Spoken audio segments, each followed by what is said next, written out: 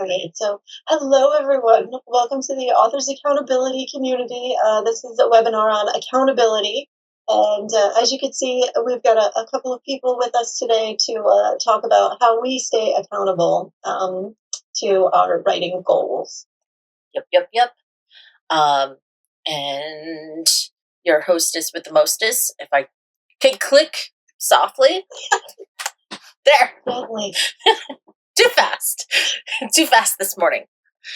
I'm Valerie Willis. I'm the operational muse. My forte is with book design. I do a lot of public speaking on the publishing, whether you're self-publishing or going for traditional publishing. I've dabbled in all of it behind the scenes quite a bit and really well versed in that realm.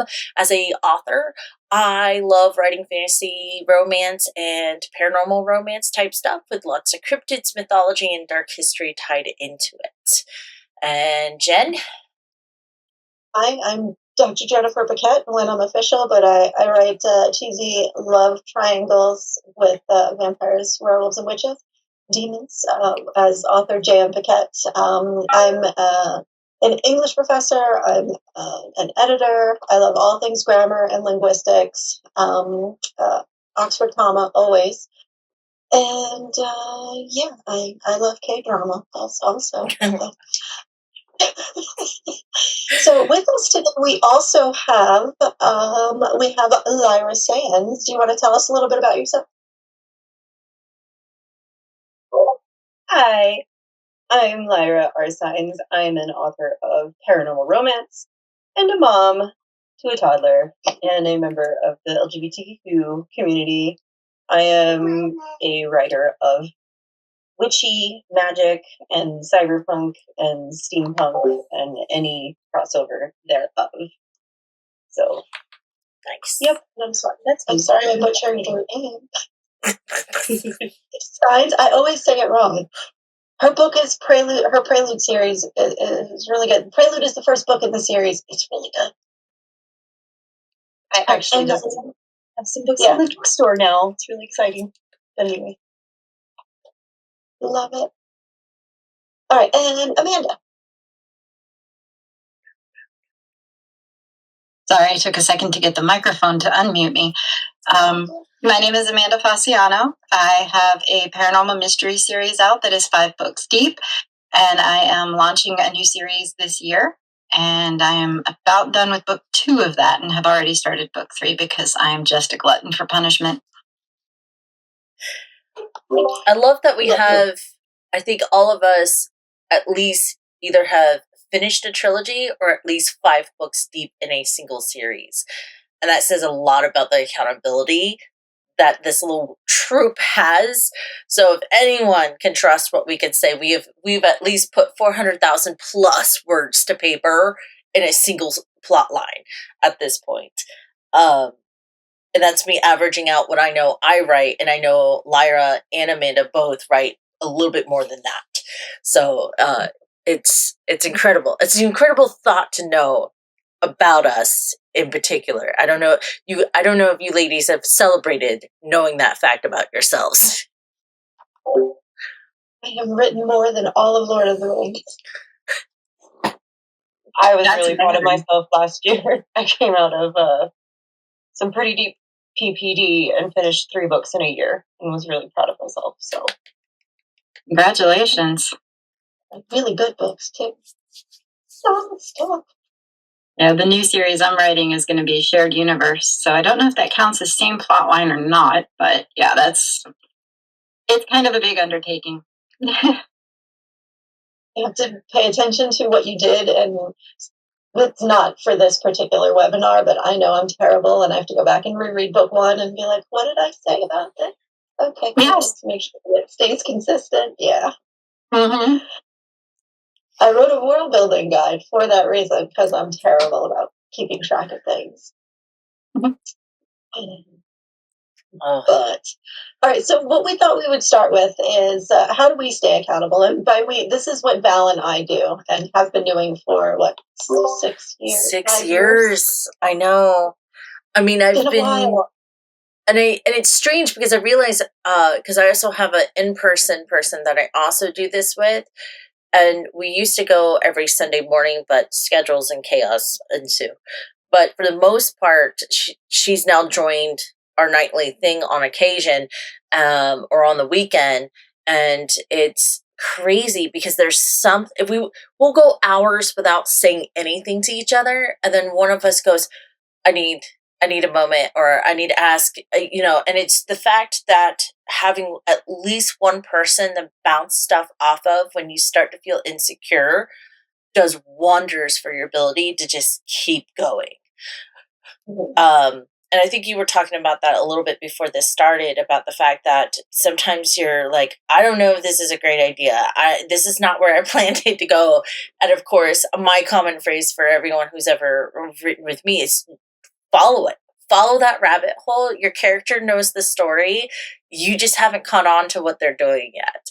Because that happens to me all the time. Because Jen will tell you, I'm sitting here writing book 3 and 4 of the Princess Priest trilogy, and then they reveal something about a character that I put in a prequel, and I've already written 3 other stories about. And I'm like, no, that can't be true about that character.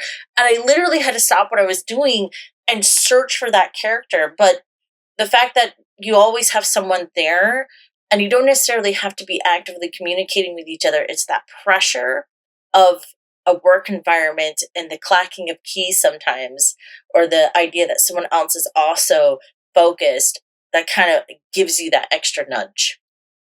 Sorry, I rambled. No, that's so true. And then you're like, thanks, Pastor Val, for knowing what you were doing. Exactly. So, setting up a nightly, well, for us, it's nightly. I imagine for other morning people, or depending on your schedule, it could be a daily session. But having that accountability, just like when you have a gym partner and you don't want to go, but you're like, oh, I don't want them to have to be at the gym by themselves, so I guess I'll go. So days when you don't feel like it, it's good to, at least for me, because I feel like I'm lazy and unmotivated. So knowing that Val will be sitting there all by herself is a good reason for me to get my butt on the computer and write. So setting up some sort of session. Now you don't have to do it every night like we do, but having on Thursdays, we write instead of, oh no, it's Wednesdays we wear pink. The other thing, or the next thing that we do, is goal setting, which if you have the accountability planner, the whole front section is about setting goals for the year and then being okay with adjusting them as things sort of fall out. Going along with goal setting of what books am I going to write this year? How many words am I going to write? Tracking those words is really important. And Val has a magical sheet. Yes. Yes. I have a magical sheet. Let's see how smoothly I can transition to. No. Oh, look. Oh, it worked. Okay. So this is my crazy sheet. Please don't be intimidated by it. But it does all the maths for me. I just put in my current word count. So, for example, if suddenly Love's Hellhound, I did 60,524, it tells me I only have 39,000 to go. And because I have set goals here, it tells me how many words per day I would need to write to at least get that rough draft done. I like that pressure. Do I have to necessarily get it done by that date? No. But that's me setting my goal and being very aware of how fast, how much am I writing, putting to page, how many days I got left, and how many that left to go. So it's pretty wild to see that. As you can see, I'm a little behind on this one because I haven't been feeling so well, but I'll have to write 1,800 in a day, and that's totally fine with me because a lot of times I'll have days where I'm writing an entire chapter that's anywhere between 2,000 to 5,000 words. Other days I might just barely write 100 words. It's okay because this will pan out, and it's always neat to see, okay, well, this number's gone up since the last time I looked at it because it's at 400 now. But if I sit down this weekend and really kind of play catch up, this number goes up and I can see, okay, I'm making progress. And I try to list potential books, not all of these, and then like an estimated word count I would like to hit for those. But it's crazy because it's got the whole formulas and stuff. But I even count blogs that I'm writing. Sometimes I'll throw my newsletters, and any word count I put in the compendiums, I always count those word counts for myself because I think it's important to not discredit. So, you know, it's crazy goal of 751 words. I'll never hit that. The most I've ever done is 200 to 300,000 in a year. But it's neat to know that, wow, like that's how many projects that I have to look forward to. And then, of course, I've already written 11,000 words this year. So it's just a fun way to keep track. Like how many years, how many days left. My current rate is this, if I wanted to hit this crazy number, all I need is 2,200 words a day, which is actually not as scary when you look at it. So a lot of my goal setting and word count tracking is word count related, but this shifts often. Like for example, let's say I decide, okay, I don't want to finish this book by March. Let's bump it to April. I just changed the date and these numbers shift automatically. So, and if you guys want a copy of this, let me know. But I even like plan out my series a little bit over here. I track how much the series word count is. It's crazy because this is my largest series, but yet my newest series, my LGBT, is becoming more beefy than it is. So it's always interesting to see those stats. So that's the kind of gal I am. I like the stats. Well, you also have an editing column on there too. Yes. Anytime I revise and have to touch those words again, I always want to keep track of how much workload I have done.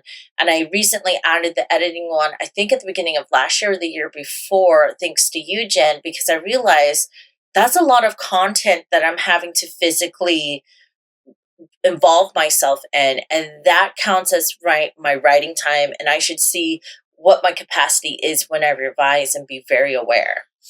So that was one of the reasons why I started doing that, because I was like, and then I can see I've touched hundreds of thousands of words more than what I write, but that's part of what we do, because before it even goes to you, Jen, to Dr. Jennifer Paquette, I have to make sure that my writing is as clean as possible because, and of course, I know I'm preaching to the choir a little bit. You ladies know this quite well, that you want the most bang for your buck when it comes to an editor, and an editor can't do their best if there's a lot of dumb stuff in the way, stuff that I could have cleared out.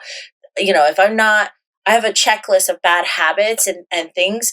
And as I revise and I'm going over and over those words, I start adding to that list because every book I write, I develop a new crutch and it drives me crazy, but it's always there. Sometimes it's an old crutch and I'm like, I knew better. Why is there, what was it? It was fire. No, I kept starting sentences with so. And the book 4, so blah blah blah, so blah blah blah. I'm like, no, let's take this down a notch. So I knew that heard as a hallmark of that character. Say that again, Lyra.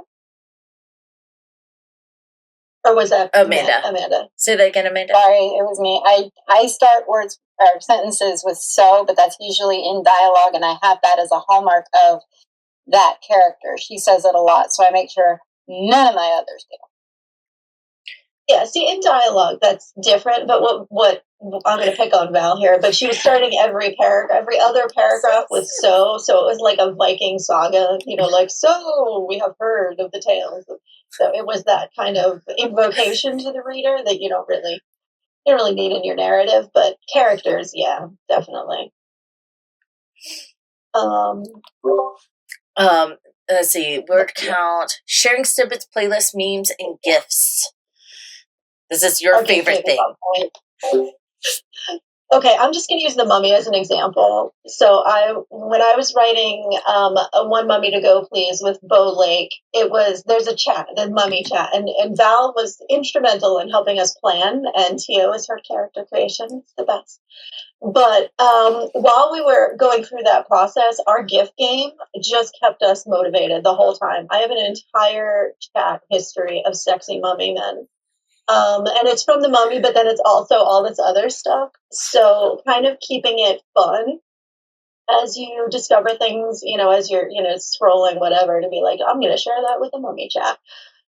Sharing different gifs and memes. Val is really great about sending playlists like, hey, I just found this great song. You're writing your broody vampires, here's a good one. So sharing that. And then I know sharing playlists at the back of a book when it's finished is kind of a newer popular thing. So keep track of all the music you listen to as you're writing, and then just have it in the back of a book. Like, I'm writing a rock star story right now, so of course I have a playlist. But even in another book, you can always say, like, these are the songs I was listening to. And then, make it a playlist and share it, with your newsletter. And then sharing snippets.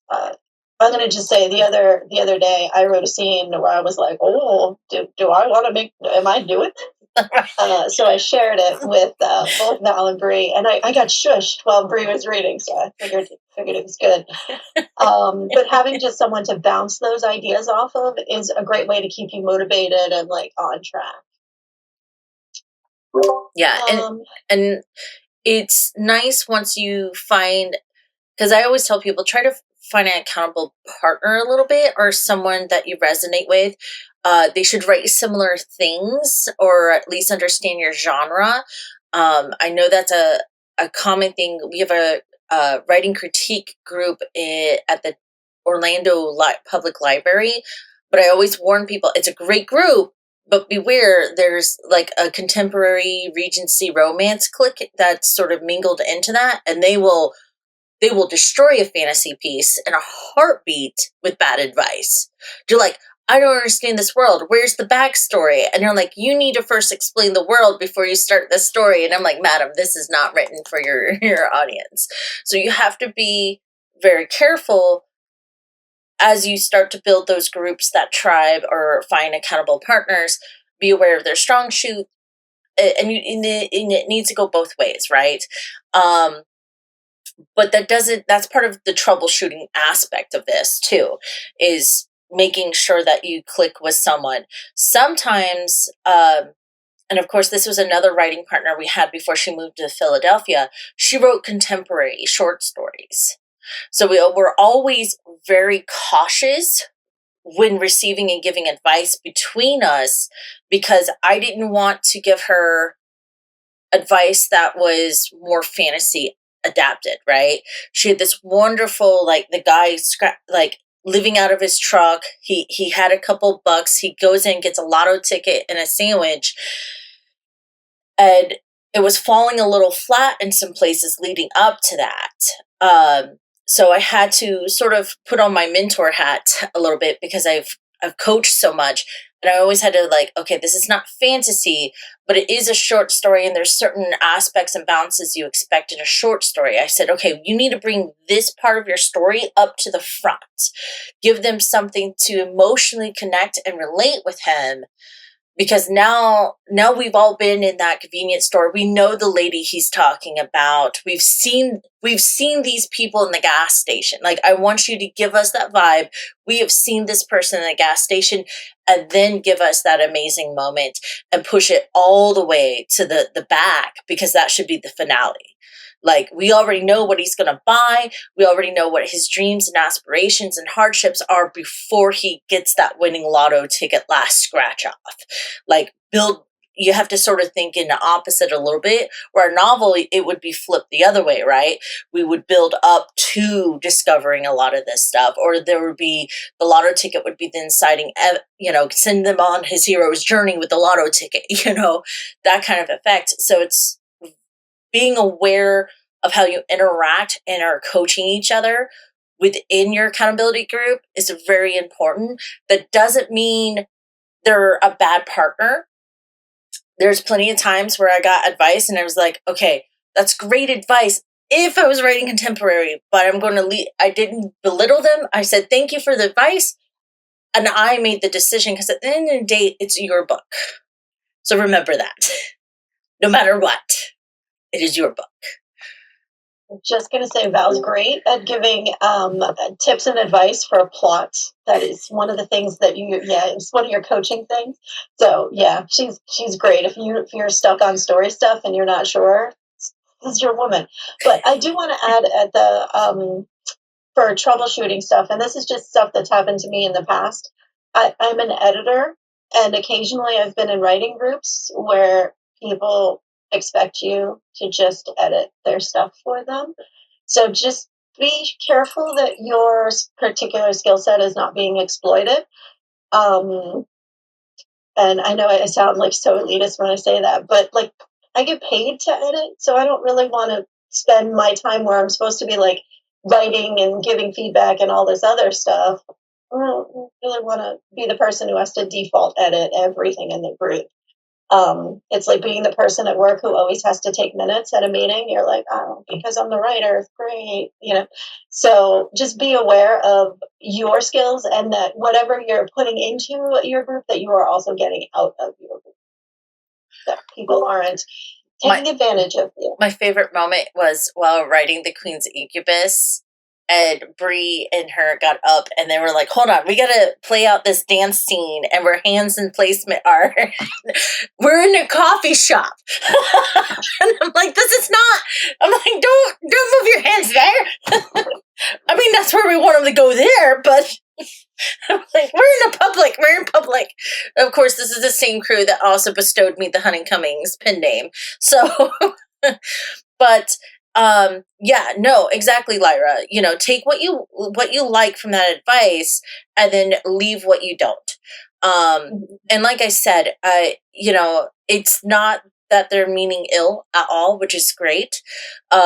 It's just some people are not made for a certain genre. So I always tell people, read, Stephen King even says this, read in your genre, because then you know what your audience expectations are and you know where to put the more emphasis and the focus on as you write. I mean, I've been on first 10 pages with Saritza Hernandez, who's a senior lit agent who's been around for ages. She has worked for some of the top 20 agencies in the US. And I can't tell you how many times sitting in there that she goes, what genre did you think you were writing? And they're like, oh, this. And she goes, that is not how you write that genre. She's like, they're like, well, I didn't want to read any other book in that genre because I wanted it to be unique. And then she's like, oh, no, honey. So when you have lit agents from traditional side that are like, you need to know what that formula looks like and then exploit the formula. And that goes back to the forte of plots and things like that. But it's also part of that. But let's talk about self-care. You need to be setting goals, rewards, changing environments if that's what it takes. Like me and Bree we're kind of separated, but we still sometimes purposely set up our accountability date at our favorite coffee shop because the lavender latte and that guava cheese coffee cake is just chef's kiss, right? So the other part of self-care is also taking a day off. Like when I say taking a day off, I mean sometimes Val and I'll hop on and we're both just not feeling it, or we already did our writing and we'll maybe watch an episode of something together. So taking the time to be like, you know what, I don't always have to be a machine. I don't always have to spend every minute of my free time working on my hobby. It's okay to just sit and relax or, look at short videos or whatever it is we're watching. So self-care is really important. We also started the Gaming with Authors Twitch stream because we were like, we need self-care. We need a day a week where we're not working, where we're just kind of goofing off and having a good time together. So figure out what that looks like for you and make sure you be kind to yourself, But eventually your author brain will always put you back in author mode, even during those times. So like anytime we watch the K-dramas or animes, in our we have like a little chat between me, her, and Bree. We're like, So I'm watching a Amazon Prime show called Heartbeat. And I'm like, it's interesting. It's a K-drama. It's a vampire rom-com. But they have totally keep like introducing blatant tropes and then flipping it or breaking it into other tropes. And I'm like, now I don't even like the reincarnation trope is in there. And now they've sort of given you hints that her soul is the person, but then this other chick shows up and she looks identical to her. And it's like, well, which is it? Is the reincarnation based off the soul or off of the person, how they look? And, it's as you consume and take self-care, you're still sort of engaging yourself as a storyteller because you're going to want to pay attention to what you interact with. This week I have not been feeling good, and it's hard to write when you don't feel good. So I've been playing Indiana Jones in the Great Circle or whatever, and I am absolutely like going ham because they've built the character's development and characteristics into the game mechanics. Like, one of my favorite things about Indiana Jones is he grabs whatever is handy and just knocks out the Nazis. You do that as part of the game mechanic, right? So it's a lot of fun that way. Lyra, so when we talked about knowing your genre, what advice would you give to authors who are writing genre breakers or blenders? My advice is to write the story you want to write, regardless of genre or plot convention. And then when you go back and revise, that's when you can kind of look and go, oh, do I need more? Like, the reader will expect a moment where this happens. Do I need to add that? Will readers be disappointed if it's not in there? So I say you write the story as the story appears first. I say this as a complete answer, of course. And then if you want to go back and add those genre markers, absolutely. This is sort of goes along, and of course I've had librarians at the ALA ask me this. They're like, what's the difference between fantasy romance and a romance fantasy? They're like, we have BISEC codes in both those sections, and no one can explain to us, even from that board that decided this, which is made up of the big five, why they did that. And I said, it is about your promise to your readers. So, and I have a great book to give you an example of this. If you're writing a fantasy romance, you're promising that the main plot is fantasy. So we have a quest going on. We have a crew. It is definitely a fantasy setting. But the subplot, or while this is going on, will have a finished romance, is what you're promising as a fantasy romance. Now, if it's a romance fantasy, I have basically like Hallmark plot points, but in a fantasy setting or world. They can use magic here. There's dragons. But my main focus, the promise you're making to me as a reader, is you're telling a romance story with fantasy elements. So one of the observations that we all three of us sort of had a mini book club going with Jennifer Armentrout's Blood and Ash series. And in the first book, we noted that this is written as a fantasy romance, villain romance. But the interesting point is that she made sure to finish all the plot points for fantasy and romance at the same point. And the reason why we noted this is because if this was a fantasy novel, she would have ended it when they were all packed up and sitting outside the rise wall and going outside the walls. That would have ended book 1, and book 2 would have taken over at the start of the next leg of the journey. But instead, she pushed it until they had the betrayal of love and the reunification of love before ending it, which is more in tune with fantasy. So it was interesting to see a book that had taken all the formula or checklist for fantasy and the checklist for romance and basically made sure she had all those inciting incidents someplace in that book before she called it done. And then, of course, she left it on a cliffhanger. So that would be one of the ways people are blending genres, or also breaking those tropes, because sometimes you're breaking the fantasy trope to to inspire a plot line for romance to happen, and then you realize, well, crap, I'm going to have to break this trope to bring back this other fantasy thing that needs to happen. So you can, when you blend the two genres, they can help you actually break a lot of those tropes because they can be combative sometimes. Hopefully that was a good answer. Can't wait for the next book in that series, just saying. I wouldn't have started it had I known it wasn't finished. So angry about that. Okay, so moving on. What can you do to stay accountable? So obviously write down your goals, track your progress. That's a huge way to be like, you're doing the thing. Find a partner or a group. Make sure you check in on one another. I do want to say this next part. Like, you can be positive when you are talking to people, but also it depends on the relationship you have. Because I saw an interesting thing about sort of self-talk the other day that made me think of this. But it was one of those, and I'm just going to use like the argument of like, I'm bad at math. I'm sure you guys have heard this, right? I'm just not good at math. I suck at math. It's the worst thing ever. So, you know what, when you're in school and you take a test and you do really badly, you're like, I'm the worst ever. I'm never going to be okay at this. And the advice was sort of like, imagine that your friend came up to you and was like, hey, man, I failed that test. Are you going to say to them, you know what, man, you suck at math. You're never going to be good at this. I don't even know why you bother. It's like, no, you would never say that to someone else. You'd be like, well, keep studying and work harder. And like, why are we so mean to ourselves was kind of the idea. But then I was thinking about that in terms of writing. So I stay accountable because, one, I have to see Val every night, and I don't want to leave her all by herself because she'll send me the gift of the guy sitting on the swing all by himself. So there's that. But on the other hand, I have another friend where every week we make a list of what we need to do.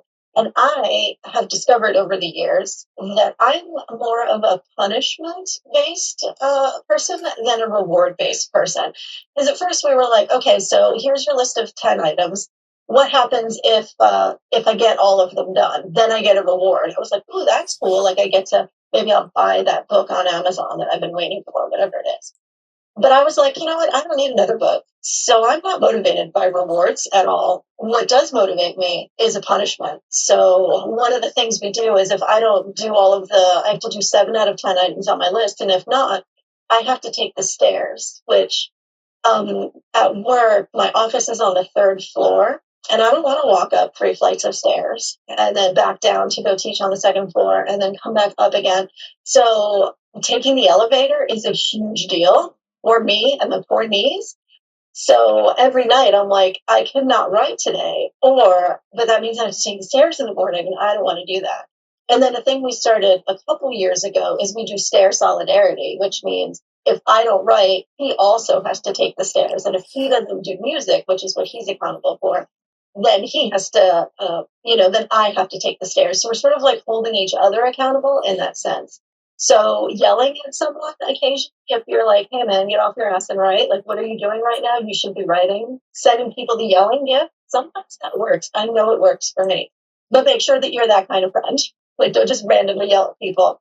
But sometimes people work better when, you're forceful. Well, not. So. And then, of course, my motivation is what this next point is about. I like to take the time to see my progress, to adjust my goals, to be like, okay, a lot of crap, because Jen will tell you, my life is a dumpster fire at a drop of a hat. So freaking fast sometimes, it's ridiculous. And so I've learned to take the time and be like, well, I didn't hit my initial goal, but considering all the crap that happened to keep me from that goal, I still did this. Like, I am always trying to look on the positive side. Does it get exhausting trying to keep myself in that mindset? Sometimes. And sometimes that's where my accountable group is like, I feel like crap, guys. I can't today. And they're like, oh, well, do you want to discuss this? Or how about you hop on? And sometimes just hopping on, and after a few minutes, I'm like, fine, I'm going to write now. Like, I have to warm up, right? But that's okay. I also like to encourage, and I think this is a common mistake no matter what career you're in, that people set goals, but they don't adapt those goals as things shift. they always talk about, the reason why humans are so great is because we adapt and change with our environments or change the environment itself. Why are we not doing that with our goals? That's sort of the flow of life a little bit. So don't feel guilty. Don't allow yourself to feel like you failed because you have to adjust a goal. That's part of life, to adjust your goals, because your aim is to make sure that you're setting goals for the current you, so future you can be successful.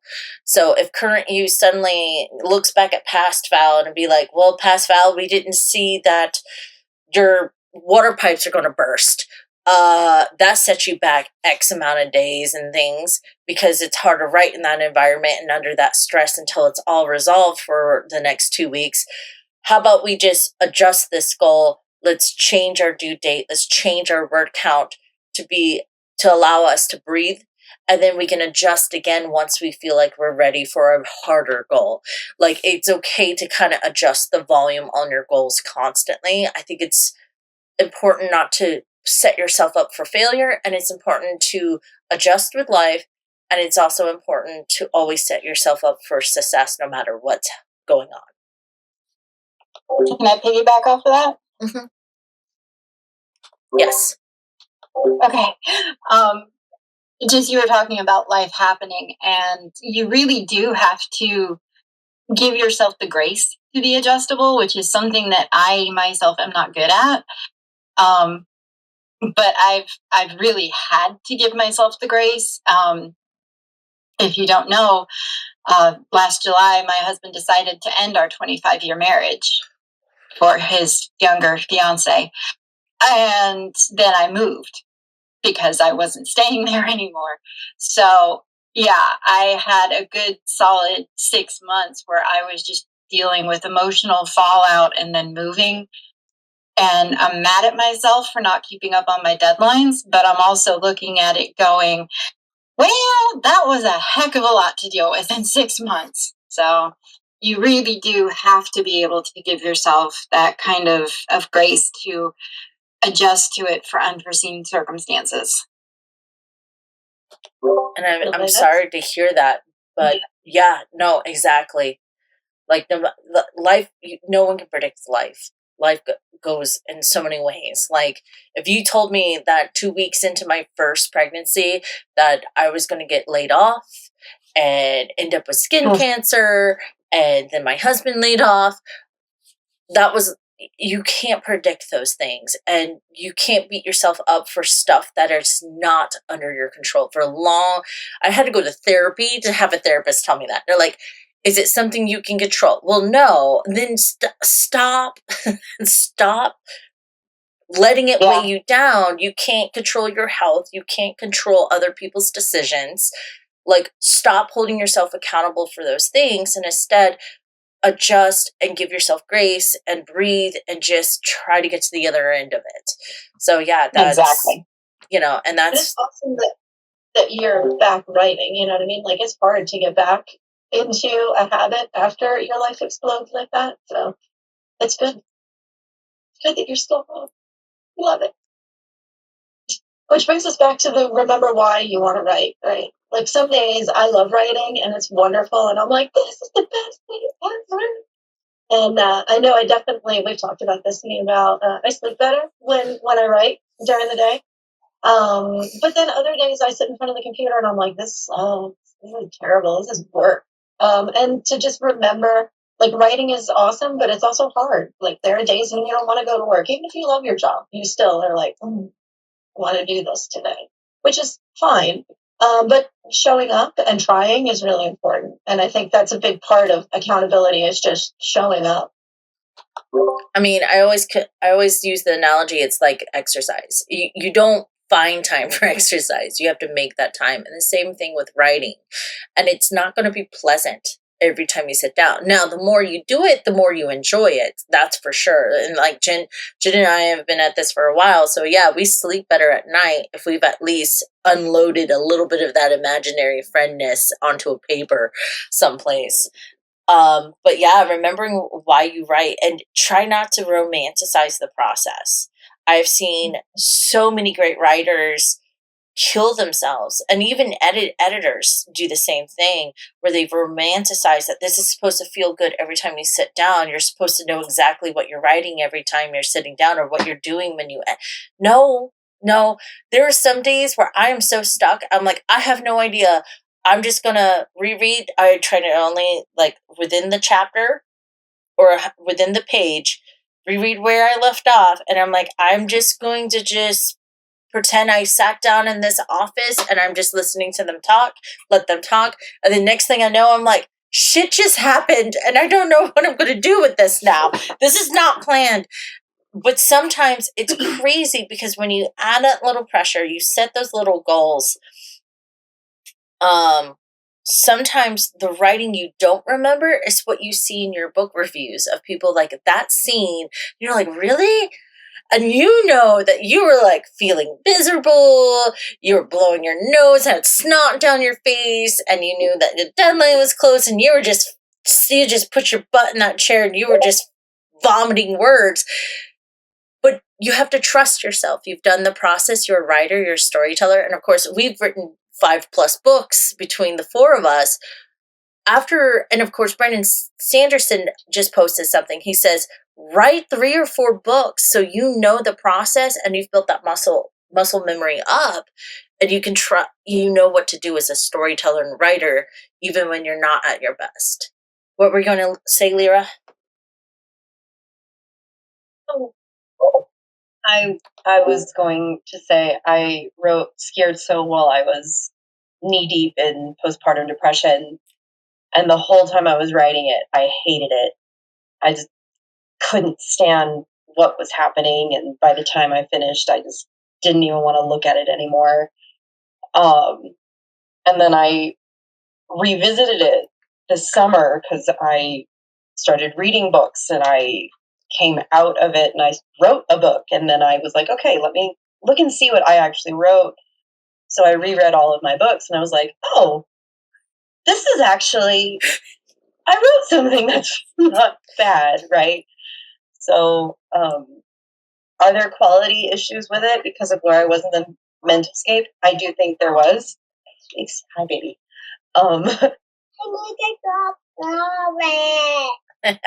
But it's true, like, when we enter bad places, we are still inherently who we are as writers. And then remember that. Yeah. No. And perspective is important, right? Giving yourself time to kind of get through the now, and then going back later and rereading. You'll probably you see echoes of what's happening in your life in it, even if it's not obvious to a reader. You'll be like, oh, I know why I put that in there. And one of my Anne Rice did a live Facebook, like, Q&A, and I managed to catch it when it was, like, the very first one she ever did. And someone asked her that if she ever wanted to go back and rewrite Interview with a Vampire, if she could, clearly she could write it better now. And she says, absolutely. Can I write it better? Yeah, because as a writer, you're growing with each book, and I've written so many books since Interview with a Vampire. She says, but who I was at the time that I wrote it, what I was going through at the time I wrote it, and the success that book has had, she says, it's fine. It's fine the way it is. She says, there's no need to go back when I have so many more stories to tell. And I just loved that answer. And it was very, you have to, and it's back to what we've been saying, you have to kind of give yourself some forgiveness and some self-care, and understand that we are constantly changing and adjusting and going through stuff. And it's why I think it's so interesting that we tend to have a habit of locking goals in instead of allowing ourselves to adjust them, so that we can do the proper self-care and be properly successful and keep that morality as high as we can. Because, like we said, this is like an exercise. It's not easy. You're not always going to feel good and always want to do it, but the more you do it, the more of a better outcome and the better you feel about it. So you ladies are great examples of how this has impacted and persevered. So I appreciate you guys sharing your stories. Definitely. The same goes for you, Val. I've written since a kid. It was my stress reliever. Like, I did not grow up in a great home. I can't tell you how many notebooks were burnt, shredded, and destroyed with entire composition books full of stories in them. When I went to my 20-year high school reunion, I can't tell you how many people who I didn't even know the name and face of anymore, who were like, I still have one of your binders at home with the original story of Rebirth in it. Back then it was called Sakujin. So they're like, thank you for finishing the trilogy. And I'm like, I didn't know that story was so impactful for everyone else I grew up with. But I had forgotten how many copies I had hid in other people's lockers. So my mom wouldn't destroy that story because that story was such a connection with me. So it's, yeah. It can be a lifesaver sometimes, I think, when you're an author and writer-minded person. So, I would agree. I was the same way. I would fill notebooks anytime I had free time in class, anytime I had free time at home, and it's just something I've always done and always wanted to be. And I've had so many people come up to me now that I knew in high school, were friends with me in high school, and they're coming back 30 years later as we're getting back in touch. And they're like, I'm so proud of you for following your dream. That's what I remember about you, is you were always writing. You were always making up characters and worlds and stories. And, you stuck to it and you did it. And that's great. And I always kind of demur and I'm like, yeah, it's not that great. I just lie for a living. But, it's been kind of gratifying to hear that many people remember that of me. Great. All right. Any final thoughts here as we round out our time? Just do it. Do it scared. Nora Roberts says, sit your ass in a chair and effing write. And just pretend that had a heavy Scottish accent to it. Bird by bird. How am I going to and the Animal Mott thing? Well, she's like, bird by bird. Every sentence counts. Yep. My favorite advice to give is finish the bad version. Yeah. Yep. You can always make it better. Just finish it. Mm-hmm. Yeah. Tell the story and then you'll know where you actually have to fix it. Because that drives me crazy. People trying to, I got to fix it before I go to the next chapter. I said, how do you know that chapter's wrong if you haven't finished telling the story? It might be perfect for what unfolds in the 5 chapters later. Like, get it all out. Get it all out. Make room for your brain to be able to get into revision mode. Because that's the other thing I think happens a lot too. But know that we are trying to get the accountability Discord going. I know Jen and I have definitely are going to provide some coaching time so people can schedule us and pick our brains and troubleshoot stuff. So thank you, ladies, for sort of giving us a little intro here of the amount of information and experience and knowledge that as a community here that we're hoping to build and inspire for writers, both new and old, to kind of come and be able to build that accountability group in a safe environment with some mentoring and guidance and things like that.